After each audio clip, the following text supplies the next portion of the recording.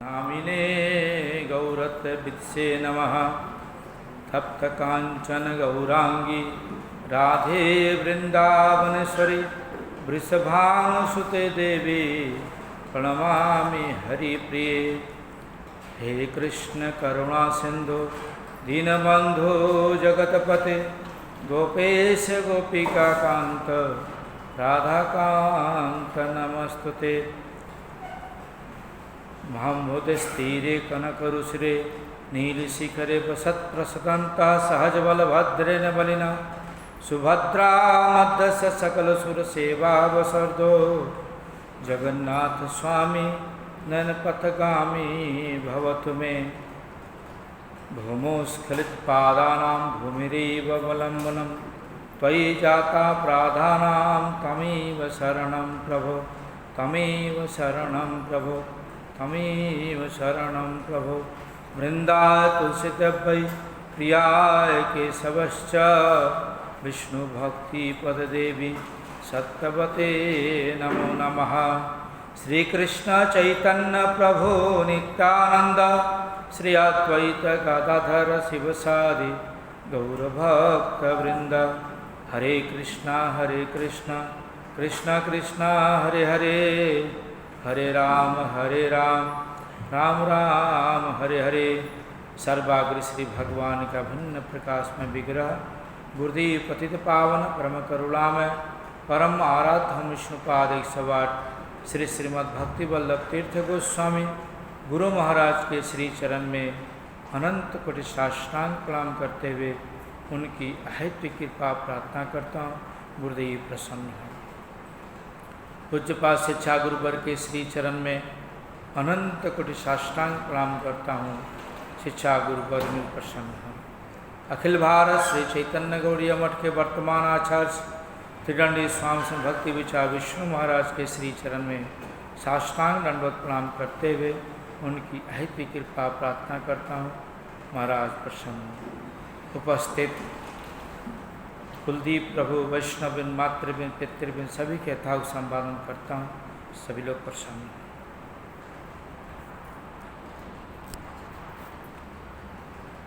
सुबह में चर्चा चल रहा था नाम के ऊपर नाम करना चाहिए। भक्ति विनोद ठाकुर का जो कीर्तन है उस कीर्तन से हम लोग चर्चा किए थे कि जीव जागो गौरा चाँद भले कतो निद्रा जावी माया पिशाची रे कोले भजीब बलिया ऐसे संसार भीतरे पड़िया रहले तुम्हें अविद्या रहले। तुम्हारा लैते आमी हैनु अवतार आमी बिना बंधु आर किया छे तुम्हार। एने से औषधि माया नासीवार लागी हरि नाम महामंत्र लह तुम्हें मांगी। भगति विनोद प्रभु चरणे पड़िया हरि नाम महामंत्र लैल मांगिया। ये जो हरि नाम है हम लोग तो नाम को वैल्यू नहीं देते। तो लाइन का नाम है क्या है? कुछ भी तो नहीं है। हरे कृष्णा कृष्ण कृष्ण हरे हरे हरे राम राम राम हरे हरे। कुछ वैल्यू नहीं देते हम लोग। लेकिन नाम ऐसी चीज है, ऐसी दवा है कि अगर व्यक्ति शुद्ध रूप से नाम करे तो एक मुहूर्त में भगवत प्राप्ति कर सकता है।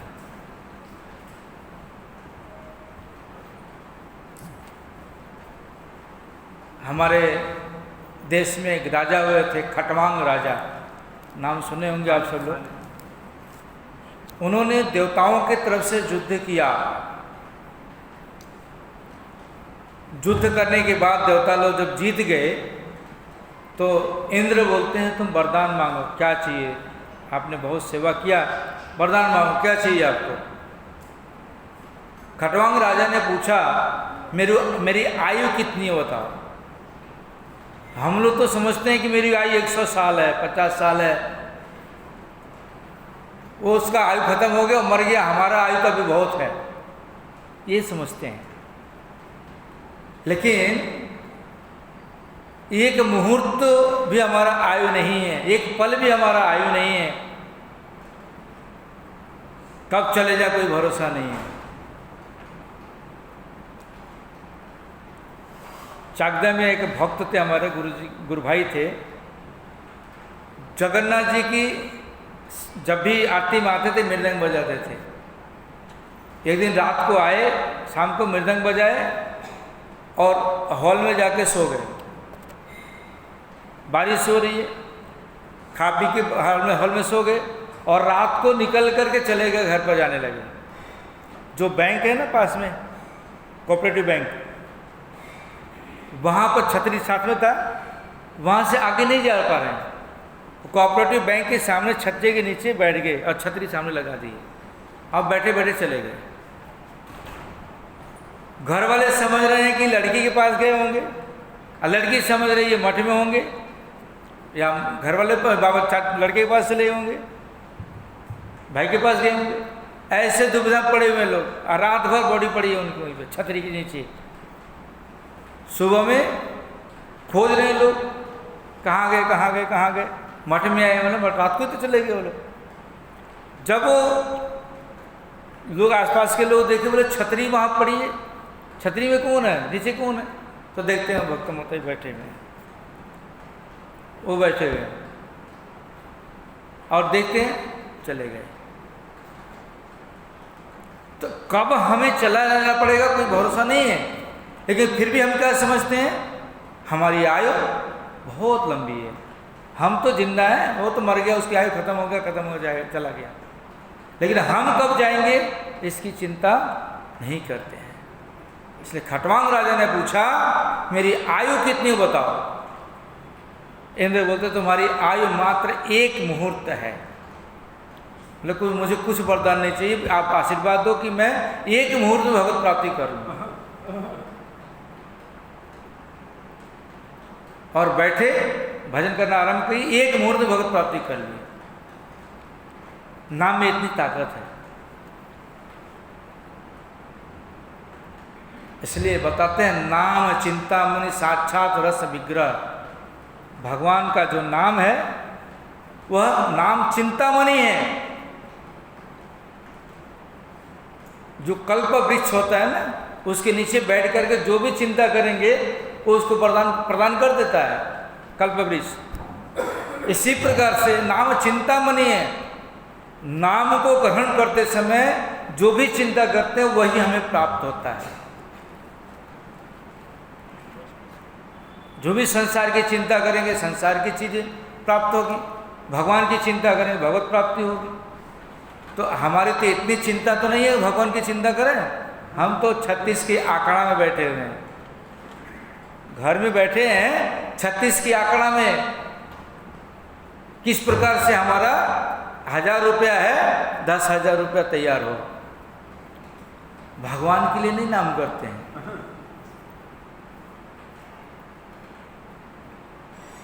बाइक है तो 4 व्हीलर हो, उसके लिए नाम करते हैं। शुद्ध रूप से अगर हम नाम करेंगे तो नाम हमारा ये भौरोग से दूर कर देगा, भौरोग खत्म कर देगा। नाम में इतनी ताकत है। इसलिए साक्षात रस विग्रह, नाम जो है साक्षात रस का विग्रह है। मिश्री जिस प्रकार से हम, मिश्री का ढेरा होता है ना, तो जिधर से भी हम चूसे मिश्री को उधर से रस ही रस निकलेगा। इसी प्रकार से नाम जो है साक्षात रस का विग्रह है। इसलिए बोलते हैं बंगाली में कि नाम विग्रह तीनों एक स्वरूप, तीनों में नाम रूप विग्रह, तीनों एक रूप, तीनों भेद नहीं, तीनों एक स्वरूप। नाम विग्रह, अब भगवान का विग्रह भगवान स्वयं, अब भगवान का नाम, तीनों अलग नहीं है, एक ही वस्तु है।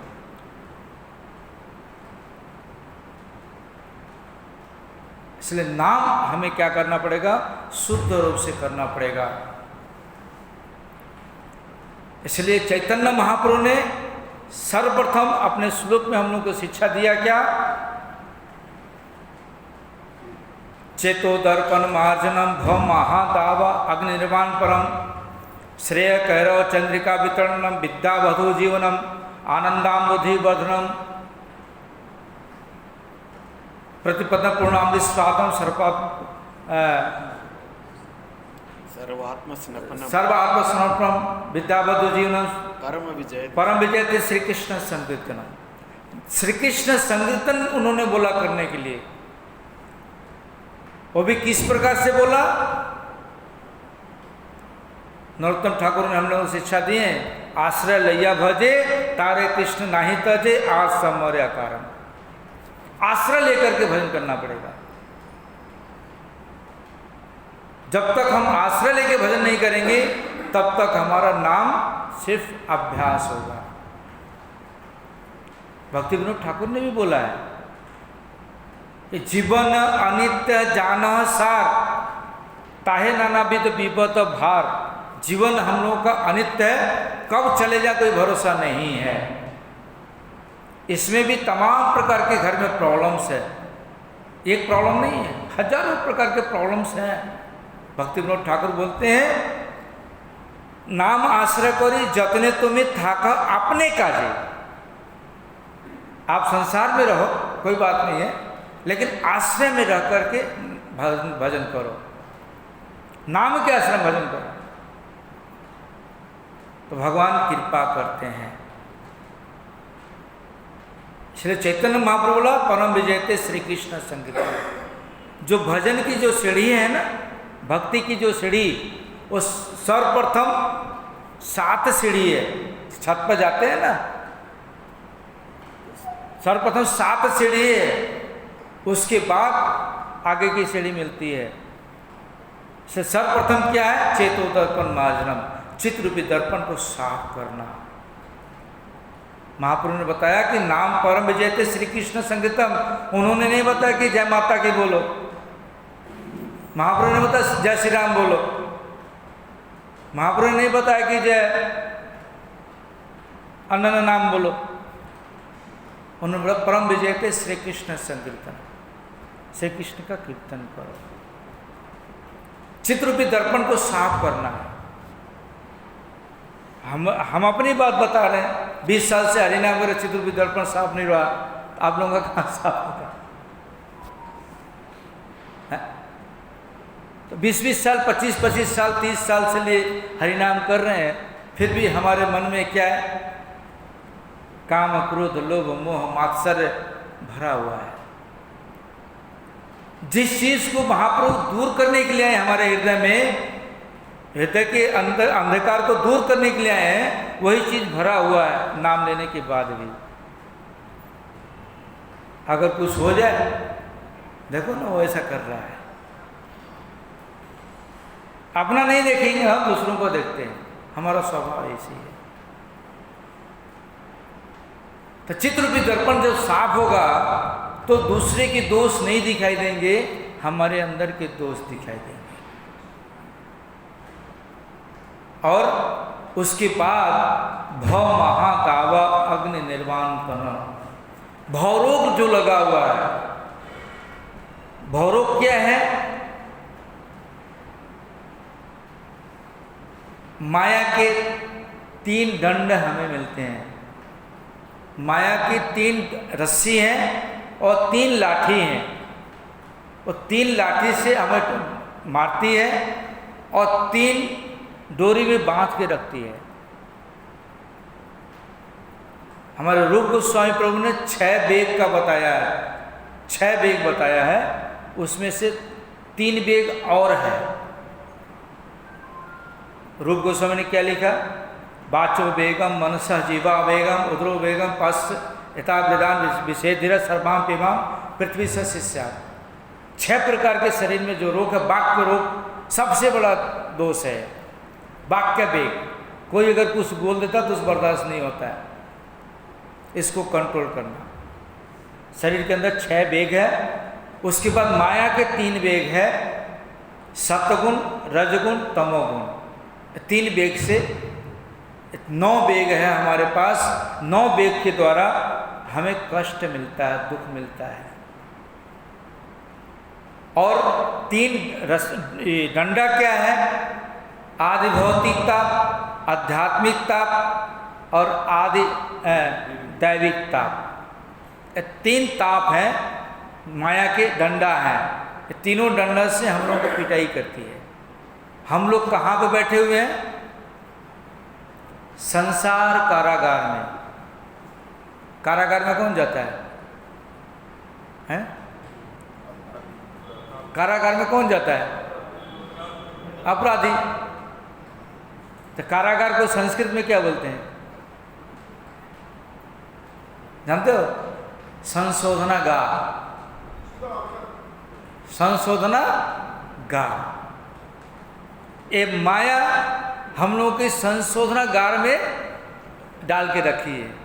और संशोधन क्या करती है? 3 रस्सी से बांधती है और 3 डंडे से पिटाई करती है। फिर भी कुछ लोग ऐसे हैं संसार में माया का डंडा खाते हैं, फिर भी वही उनको अच्छा लगता है, माया से निकलना नहीं चाहते।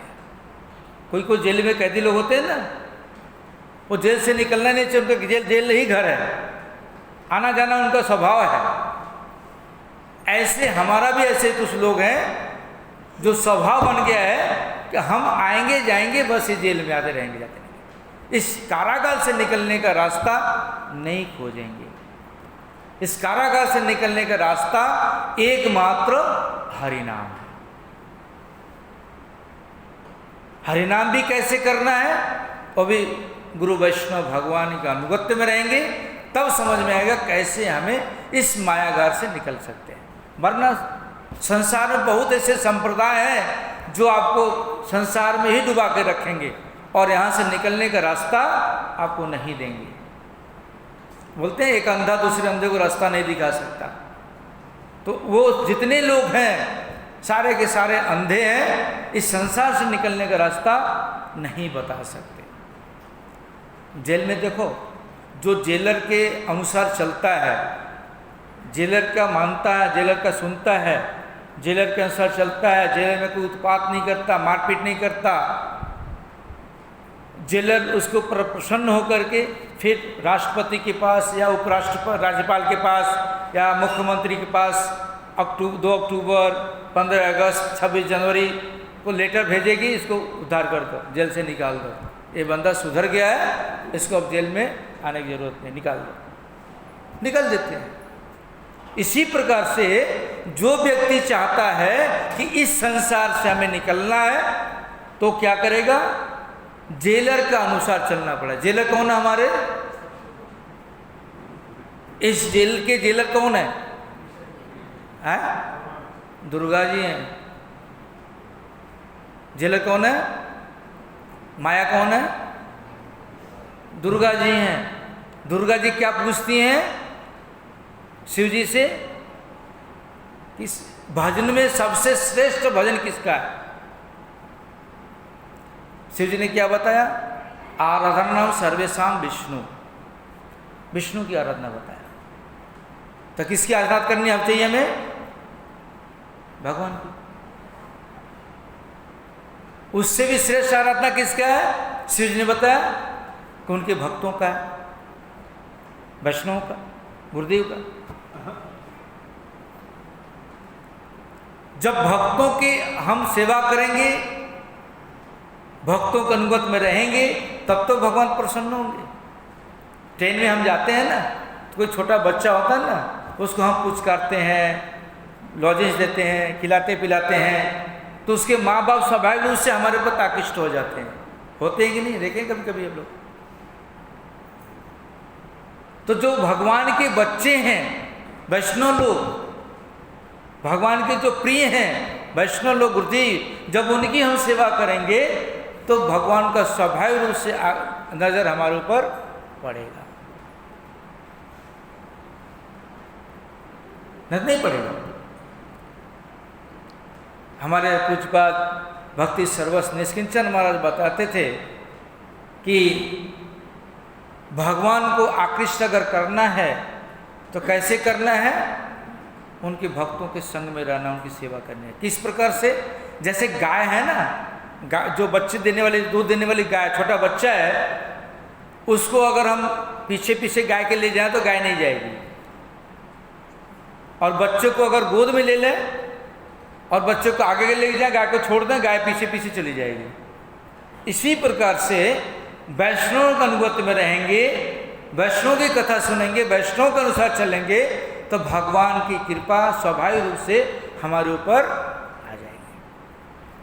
बोलने पर जरूरत नहीं है, भगवान तो बोलते हैं कि जो मेरे भक्त की सेवा करता है मैं उसकी सेवा करता हूं। उसकी सेवा के लिए भगवान पीछे पीछे लगे रहते हैं कि मेरे भक्त की सेवा कर रहा है। इसलिए वैष्णव, भगवान से भी श्रेष्ठ सेवा वैष्णव सेवा है। हमारे गुरु महाराज 2010 में जब गुरु पूजा हो रहा था, आप लोग तो सब लोग गए थे कलकत्ता में, तो कढ़ाई लाया गया, परात लाया गया, गुरु जी की व्यास पूजा होगा, तो गुरु महाराज पाँव ही नहीं बढ़ा रहे हैं।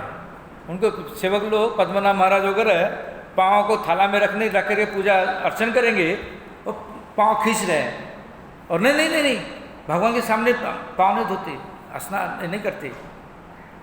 आचार्य महाराज इतना गुस्सा हुए, क्यों? अंदर में पूजा करा सकते हो, यहाँ पूजा नहीं करा सकते। आचार्य महाराज बोलते हैं अंदर में पूजा करा तो पहले तो जब हम पूजा करते हैं भगवान की, उसके पहले तो गुरु पूजा होती है, तो बोले अंदर में गुरु पूजा कराते हो, यहाँ पे पूजा करे तो आपको तो अपराध होगा। तब जा करके पद्मनाभ महाराज ने खींचा और पूजा की। तब वैष्णव लोग सेवा से ही प्रसन्न होते हैं, भगवान भी सेवा से ही प्रसन्न होते हैं, और नाम तो करना ही पड़ेगा। तो ये जो भवरोग लगा है हम लोगों को, 3 प्रकार के जो डंडे से पिटाई करती है माया, जब हम भगवान के अनुगत्य में माँ के आदेश से जब हम काम करेंगे, दुर्गा जी क्या बोलती हैं? भगवान का भजन करो। वो भी भगवान का भजन करती हैं। भगवान, पता है आप लोगों को, जब मृत्यु देवी ने जब इस संसार में आ रही थी, ब्रह्मा जी ने प्रकट किया उनको, बोला जाओ मृत्यु वरण करो लोगों का, आई नहीं, भाग गई पर्वत पर तपस्या करने के लिए। बोलते मैं नहीं जाऊंगा लोगों का पाप लेने के लिए, अपराध होगा हमारा, लोगों का मृत्यु वरण करूंगी मैं, ये नहीं कर सकती। तो उन्होंने जब तपस्या करके आई, ब्रह्मा जी ने बोला जाओ आप मृत्यु वरण करो। बोलते मैं, लोगों का पाप लगेगा हमें? तुम्हें कोई पाप नहीं लेगा, मैं आधी व्याधि तुम्हारे दूध को भेजता हूँ साथ में, पुत्र रहेंगे। कफ पित्त बात्र, कफ पित्त बात होता घुटने में, चल नहीं पाते हैं, कफ होता छाती में, पित्त पेट में होता है। कफ जब लास्ट बढ़ जाता है ना तो हरि बोल हो जाता है, गला रूंध जाता है। तो तुम्हें कोई दोष नहीं लगेगा, तुम जाओ, ये लोग रहेंगे, ये लोग ही सब काम कर लेंगे तुम्हारा। इसलिए मृत्यु जब आती है तो बोलते हैं ना, उनको कैंसर हो गया था इसलिए मर गए। कोई मृत्यु का दोष देता है? कोई दोष नहीं देता। कैंसर हुआ था मर गए, एक्सीडेंट हुआ मर गए, हार्ट अटैक हुआ मर गए। मृत्यु को कोई दोष नहीं देता, वरदान दिए हैं ब्रह्मा जी ने। लेकिन ये जो माया है, माया से पार करने के लिए एकमात्र गुरु वैष्णव भगवान के सिवा और कोई नहीं हमें संसार से निकाल सकता। इसलिए चैतन्य महाप्रभु ने हमें बड़ी अच्छी चीज बताए हैं। चेतो दर्पण मार्जनम भव महादावा अग्निर्वाप्रम श्रेय कैरव चंद्रिका वितरणम विद्या बधु जीवनम आनंदा बुद्धि बधनम प्रतिपतम पूर्णामृश्रागम सर्वात्म परम परम विजयते श्री कृष्ण संकीर्तन। ये भवरोग से जाने के लिए नाम के द्वारा और कुछ नहीं है, नाम ही करना पड़ेगा। इसलिए इसको और भी बढ़िया खोल दिए हैं भक्ति विनोद ठाकुर जी ने। भक्ति विनोद ठाकुर बोलते हैं, हम लोग उसमें जब कार्तिक महीना चलता है ना, तो सुबह पहले इसको इसी को बोलते हैं, प्रथमे प्रथमे श्लोक भजो किछु दिन, द्वितीय श्लोके तो हऊ तो प्रवीण। ये जो प्रथम श्लोक है ये 7 सीढ़ी है। 7 सीढ़ी जब तक हम पार नहीं होंगे तब तक द्वितीय श्लोक में नहीं जा सकते।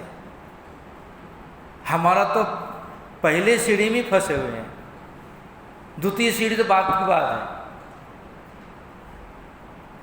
है? द्वितीय सीढ़ी तो बात की बात है। हमारा भवरोग ही दूर होना नहीं अभी तक। हमारे अंदर जो काम क्रोध मोह मात्सर्य भरा हुआ है यही दूर नहीं हुआ,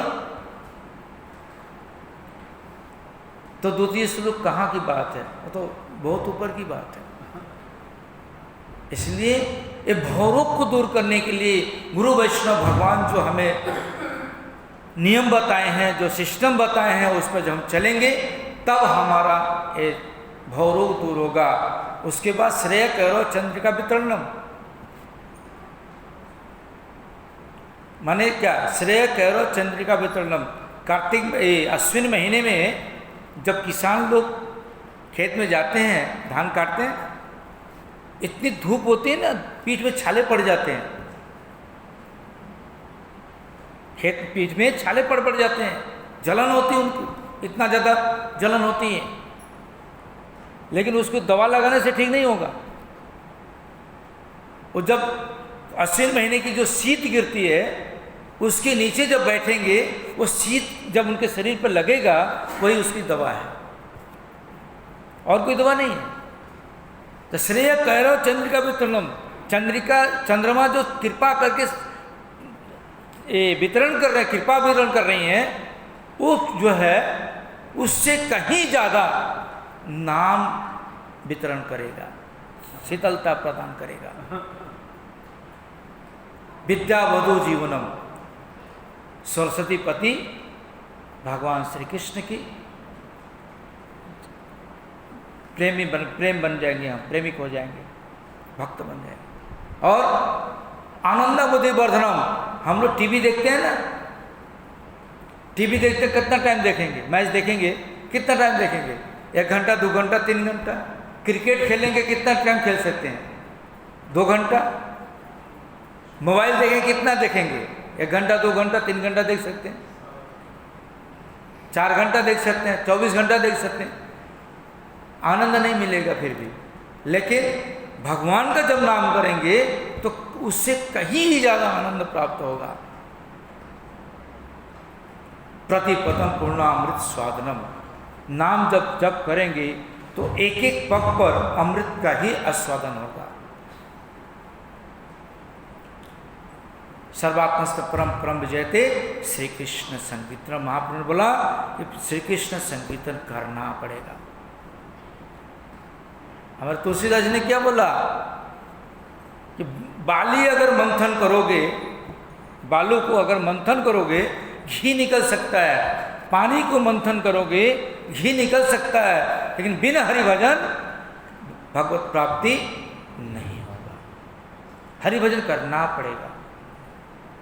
इसलिए भक्ति विनोद ठाकुर बोलते हैं कि प्रथमे श्लोक भजो किछु दिन, द्वितीय श्लोके तो हौ तो प्रवीण, चतुर्थ श्लोके तो अनर्थ दूरे गेलो, पंचम श्लोके तो सिद्धते हबर।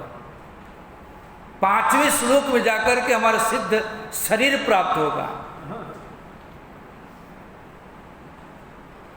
बच्चा अगर एडमिशन ले लिया स्कूल में, पढ़ाई ही नहीं करेगा तो डिग्री प्राप्त कर सकता? तो हम हरिनाम ले लिए हैं, भजन ही नहीं करेंगे ठीक से, गुरु वैष्णव के अनुगत में चलेंगे ही नहीं,